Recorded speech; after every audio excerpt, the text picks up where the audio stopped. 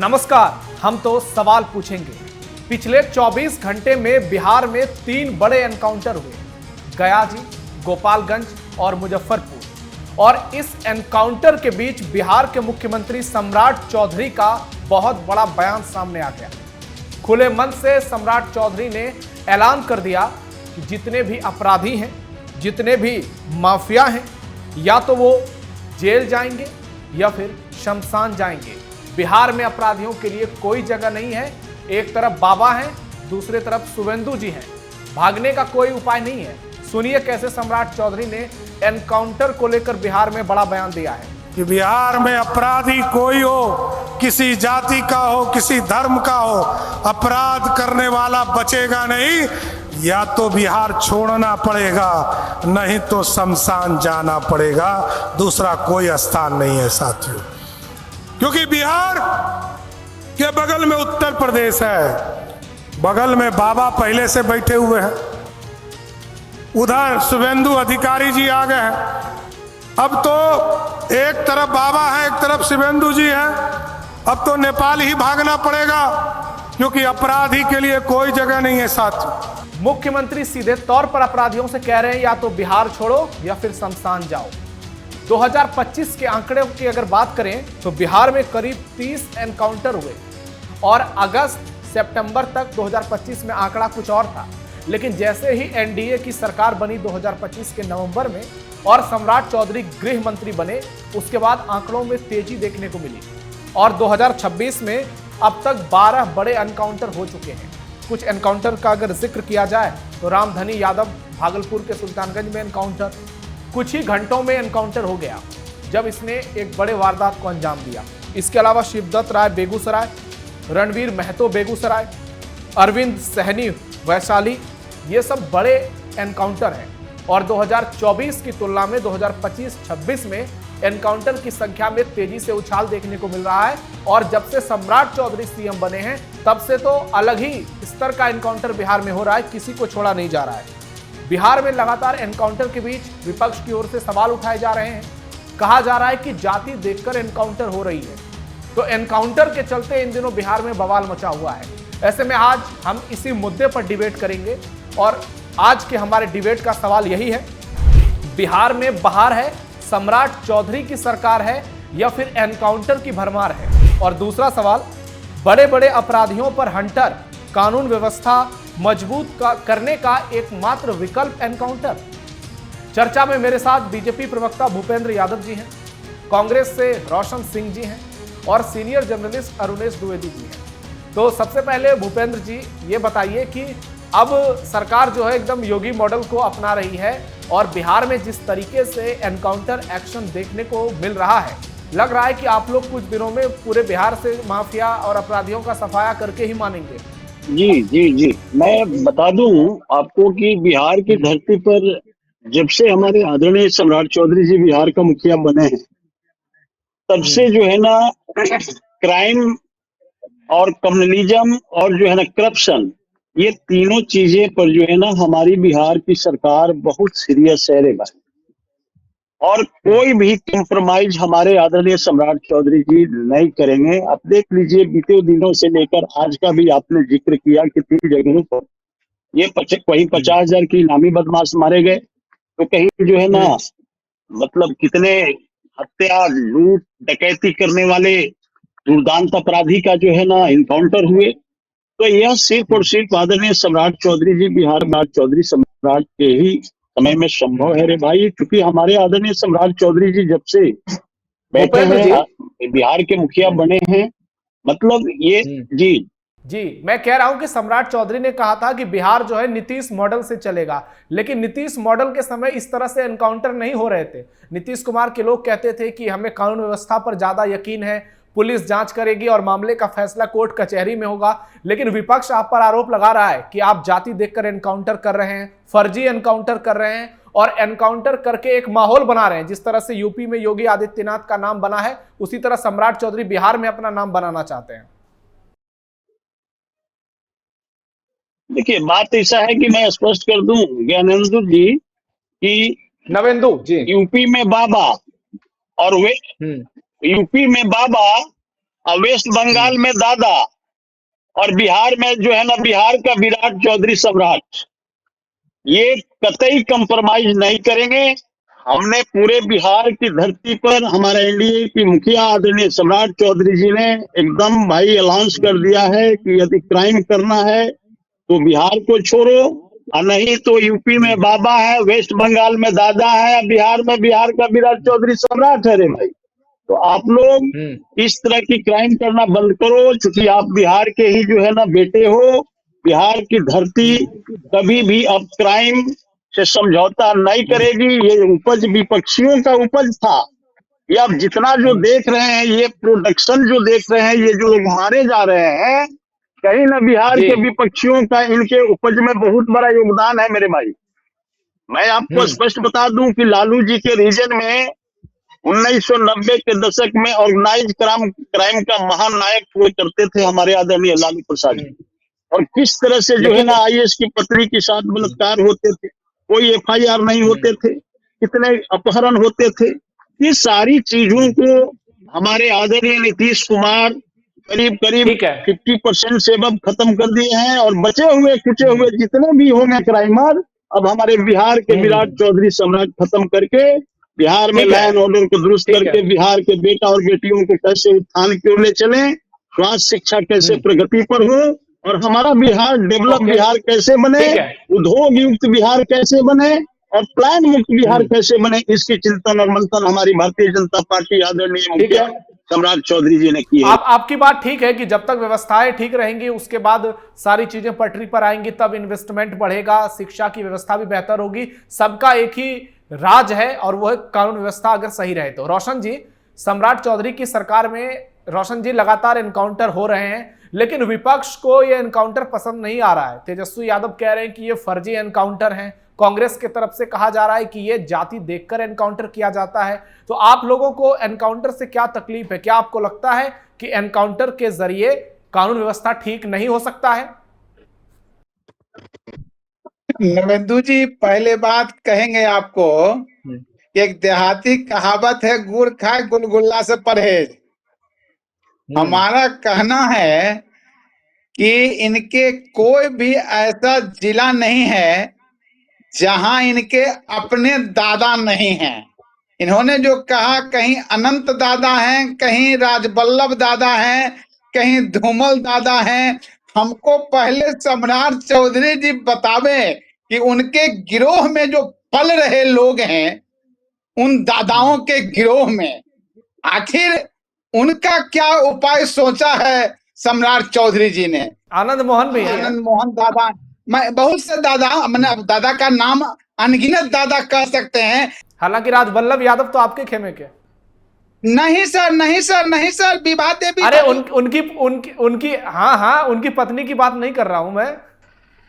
नहीं, राजबल्लभ जी ज्वाइन कर लिए हैं इनके यहाँ, वो सब ठीक है, हम उसका प्रूफ भी देंगे। पर नहीं, राजबल्लभ तो अपराधी है। राजबल्लभ पार्टी ज्वाइन नहीं कर सकता, वो अपराधी है। चलिए आप अपनी बात आगे करिए।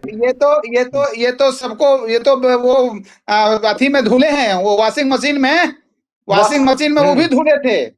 हाँ, बरी हुए थे, जेल से बाहर निकले थे और उसके बाद जदयू का शरण लिए थे। वॉशिंग मशीन में वो भी धुले हैं, ऐसा बात नहीं है। एनकाउंटर से क्या दिक्कत है? जो हो रहा है उस पर क्यों सवाल उठा रहे हैं? भाई एनकाउंटर देखिए, पहले ह्यूमन राइट कुछ है कि नहीं, आप मानवता को जो है, फिर ये अरे भाई वो क्या दोषी है, कितना दोषी है, क्यों दोषी है, ये पहले जैसे ऐसा होता है कि जहां पुलिस पर आफत है, जहां कोई गोली चला रहा है, आत्मरक्षा तो मारा गया, कहीं कोई ये शब्द बोल देना कि इनकाउंटर कर देंगे, ये कहीं कोई शब्द, कानूनी बात जो है वो कितना दोषी है, उसका क्या सजा है, हमारे संविधान में जो है वो सजा सब चीजों के लिए अलग अलग है कि भाई आप ये गलती करेंगे तो ये सजा मिलेगी। और कौन सा सजा में लिख जी ये बताइए, आज ये बताइए कि आज उत्तर प्रदेश को देश का सबसे सुरक्षित प्रदेश क्यों कहा जाता है? अगर योगी आदित्यनाथ वहां एनकाउंटर नहीं कराते, वहां बुलडोजर एक्शन की गूंज नहीं होती, तो क्या योगी मॉडल की बात होती? देखिए, अब फिर आप इसी बात को जो है उसको दूसरे रूप में ले जाइए। कभी भी ये आप बोल रहे हैं तो हम तो आज भी जानते हैं यूपी में कितनी खामियां हैं, कहाँ कहाँ खामियां हैं, कैसे कैसे जो है वहां बलात्कारी रहते हैं।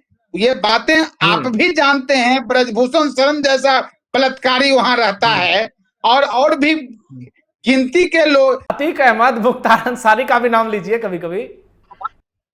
हम कह रहे हैं कि कोई भी लोग जो है, चाहे वो मेरे तरफ हो कि आपके तरफ हो, ये भाजपा के तरफ हो, हम सुधर के बोले भाई। अरे कुछ मीडिया लोग जो है आज के डेट में मीडिया के चलते बोलना पड़ता है। अब वो अंजना ओम कश्यप जैसे मीडिया में भी लोग हैं, तो वैसे लोगों के साथ ये भाषा बोलते बोलते बोला गया। निबेंदु जी, मुझे आपके शब्द के लिए माफी चाहिए भाई। मीडिया अपना काम कर रही है, चाहे किसी भी चैनल्स की आप बात करें। हालांकि चैनल से ज्यादा राहुल गांधी की आप चिंता करिए। हम आपके पास वापस आते हैं, अरुणेश जी के पास आते हैं। यहां बिहार और यूपी दोनों की बात हो रही है और एनकाउंटर केंद्र में है। योगी आदित्यनाथ, एनकाउंटर से उनकी अलग पहचान हुई, और अरुणेश जी लखनऊ के। तो एनकाउंटर का बेहतर विश्लेषण इनसे मुझे नहीं लगता है कि हमारे पैनल में कोई कर सकता है। तो अरुणेश जी, आपसे सवाल यह है कि अगर उत्तर प्रदेश में एनकाउंटर के जरिए कानून व्यवस्था पूरी तरह से सुधर सकती है, माफियाओं का मिट्टी में मिलना पॉसिबल हो सकता है, तो बिहार में ऐसा क्यों नहीं हो सकता है? और अगर सरकार कर रही है तो इसमें गलती है क्या, सही है? आपको क्या लगता है? देखिए, ऐसा है कि एक होता है नेचुरल जस्टिस सिस्टम, जो कि प्रकृति अपने तरीके से लोगों को न्याय देती है, और दूसरा होता है लीगल जस्टिस सिस्टम, जो हमारे संविधान के अनुसार, हमारे कानून के अनुसार, नियम के अनुसार जो भी आरोपी होता है, जब उसका दोष सिद्ध हो जाता है, तो फिर अब तो भारतीय न्याय संहिता आ गई है, हमारी अपना जो है देश का वो कानून है। और पहले तो आपको पता है आईपीसी हुआ करता था, इंडियन पीनल कोड, जो अंग्रेजों को जमाने का था। तो कम से कम हमारा देश एक स्टेप तो आगे बढ़ा है कि अपनी खुद की न्याय संहिता बीएनएस, भारतीय न्याय संहिता लेके बीएनएस। लेकिन जो आपका सवाल है नवेंदु, वो बहुत ही महत्वपूर्ण, और मुझे लगता है कि एक गंभीर चिंतक को, समाज सेवक को, राजनीतिक दलों से जुड़े लोगों को और कानून से जुड़े लोगों को, पुलिस से जुड़े लोगों को इस सवाल पर मंथन करना चाहिए। क्या एनकाउंटर ही क्राइम का एंड करने का एकमात्र सॉल्यूशन है? और वो भी तब जब आपकी अप्रोच सिलेक्टिव हो।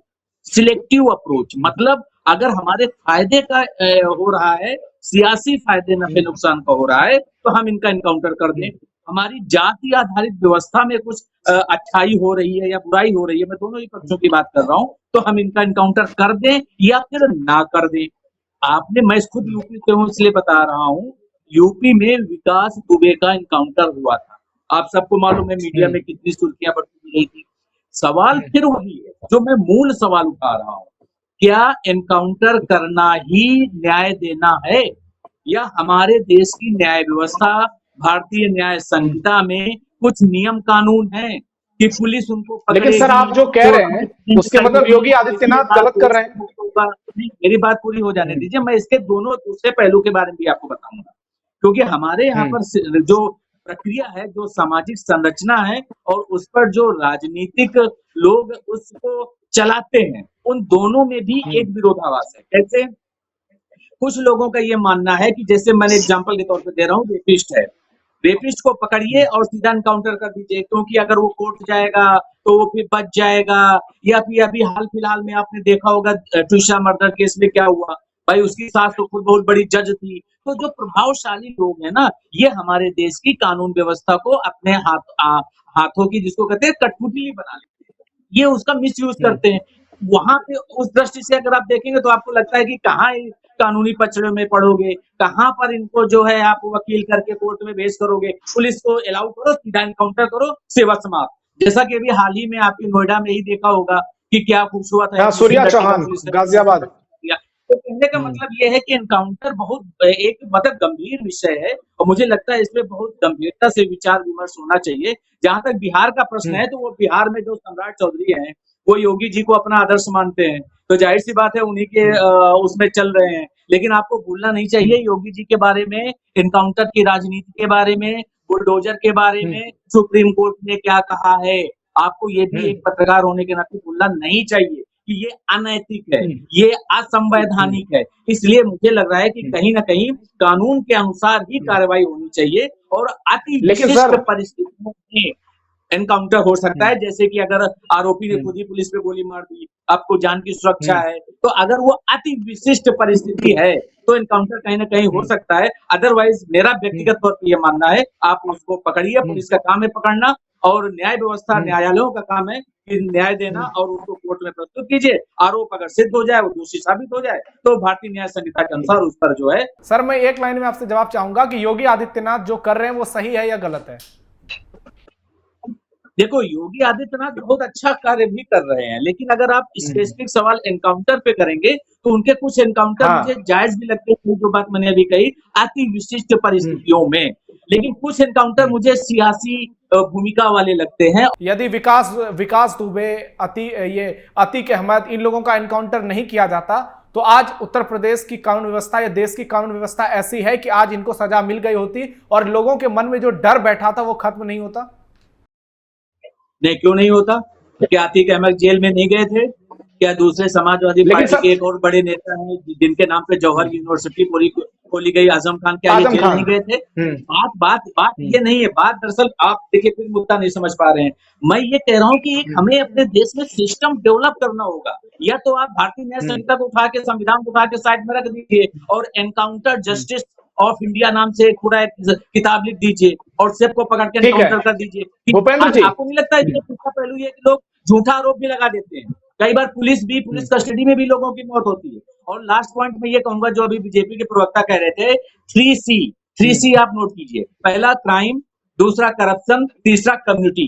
इन तीनों सी के आधार पर क्या बीजेपी की सरकारें सबके साथ न्याय करती हैं? क्राइम, क्या क्राइम में जो क्रिमिनल पकड़े जाते हैं उनको अपनी पार्टी में आप शामिल कर लेते हैं? और क्या अगर वो ब्राह्मण वर्ग का क्रिमिनल हुआ तो आप उसके साथ क्या व्यवहार करते हैं? दूसरा करप्शन के मामले अभी आप यूपी में ही देख लीजिए, इतना करोड़ों का चंदा आया और कितने हिंदुओं ने जो है चंदा दिया, और इसके बाद आप उसमें जो है घोटाला करते हैं। भले आप यूपी सरकार उसकी जांच करा रही है। तीसरा कम्युनिटी में आप हिंदुओं का दिल जीतने में लगे रहते हैं, खुलेआम 80-20 कहते हैं। क्या कम्युनिटी में मुस्लिम कम्युनिटी आपके संविधान के अनुसार नहीं है? क्या बाकी जो अल्पसंख्यक वर्ग है वो आपके अनुसार नहीं है? तो भूपेंद्र जी जवाब दीजिए, समय कम है। वो तीनों को एक जैसा नहीं पाए, सिलेक्टिव अप्रोच नहीं चलेगा। ये सपा का जो है ना, एक नेता थे आजम खान के बारे में बता रहे हैं, तो वो इंटेलेक्चुअल क्राइम का वो महानायक।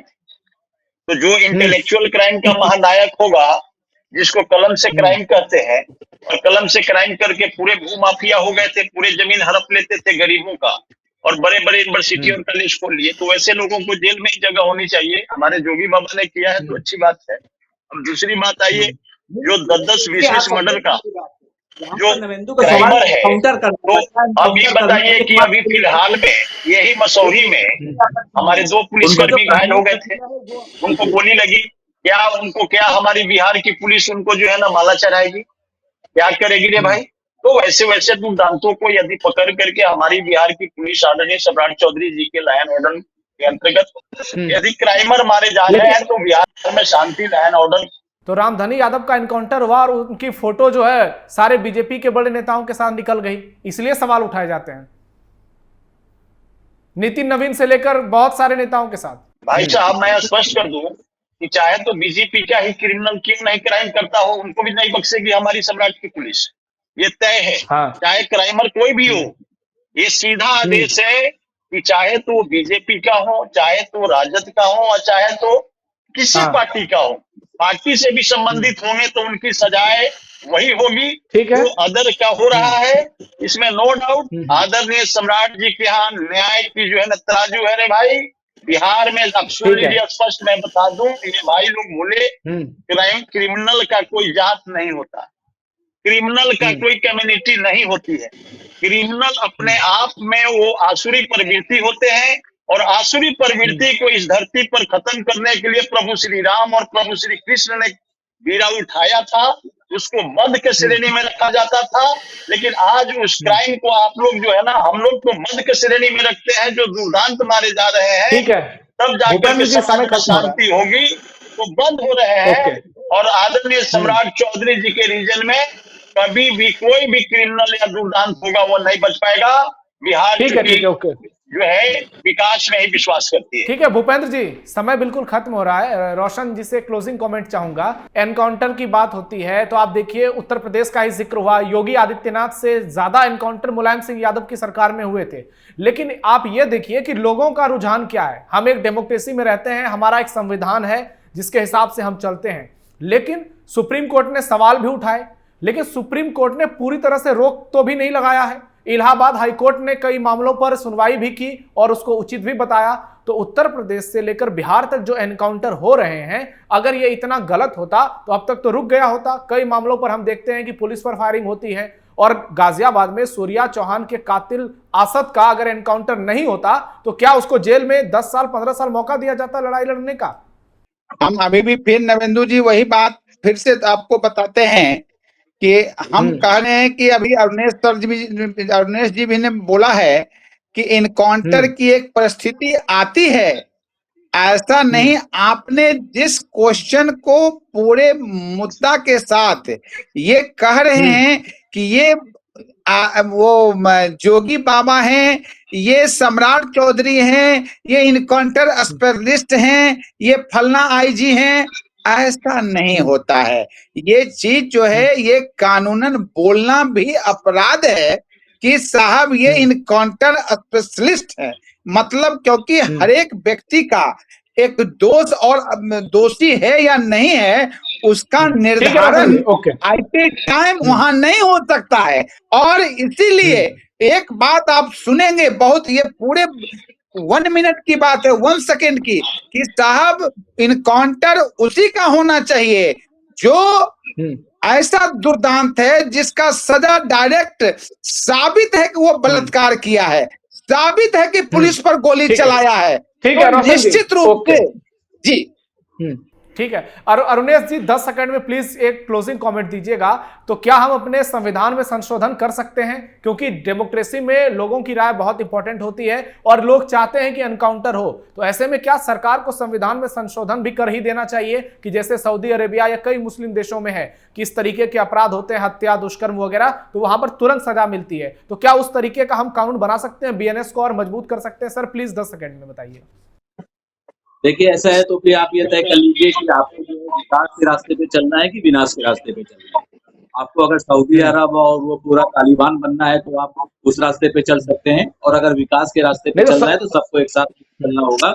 भारतीय न्याय संहिता की जो व्यवस्था है उसका मजबूत करना होगा। और इतना सर 10 सेकंड में फिर से बताइएगा कितने परसेंट लोग चाहते हैं कि एनकाउंटर की। लेकिन सर सऊदी अरब और यूएई तो बहुत तेजी से विकसित हो रहे हैं। एनकाउंटर का जस्टिस सिस्टम हो, आपको इस सवाल का जवाब मिल जाएगा अगर आप नॉर्मल सरकार सर्वे करा ले।